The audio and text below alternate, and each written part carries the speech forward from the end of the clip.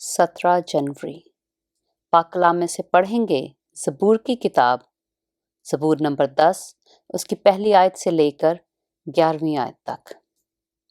है खुदावंद, तू क्यों दूर खड़ा रहता है? मुसीबत के वक्त तू क्यों छुप जाता है? शरीर के गरूर के सबब से गरीब का तुंदी से पीछा किया जाता है। जो मंसूबे उन्होंने बांधे हैं वो उन्हीं में गिरफ्तार हो जाएं, क्योंकि शरीर अपनी नफसानी ख्वाहिश पर फख्र करता है और लालची खुदावंद को तर्क करता बल्कि उसकी इहानत करता है। शरीर अपने तकब्बुर में कहता है कि वह बाज पुरस नहीं करेगा। उसका ख्याल सरासर यही है कि कोई खुदा नहीं। उसकी राहें हमेशा उस्तवार हैं। तेरे अहकाम उसकी नज़र से बाईद व बुलंद हैं।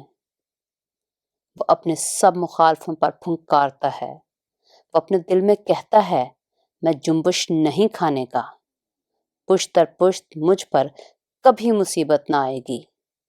उसका मुंह लानत व दगा और जुल्म से पुर है। शरारत और बदी उसकी जुबान पर हैं।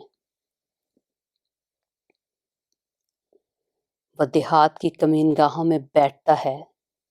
वो पोशीदा मुकामों में बेगुनाह को कत्ल करता है। उसकी आंखें बेकस की घात में लगी रहती हैं। वो पोशीदा मकाम में शेर बब्बर की तरह दुबक कर बैठता है। वो गरीब के पकड़ने को घात लगाए रहता है। वो गरीब को अपने जाल में फंसा कर पकड़ लेता है। वो दुबकता है, वो झुक जाता है और बेकस उसके पहलवानों के हाथ से मारे जाते हैं। वो अपने दिल में कहता है, खुदा भूल गया है। वो अपना मुंह छुपाता है, वो हरगिज नहीं देखेगा। पाक कलाम के पढ़े और सुने जाने पर खुदावंद की बरकत हो।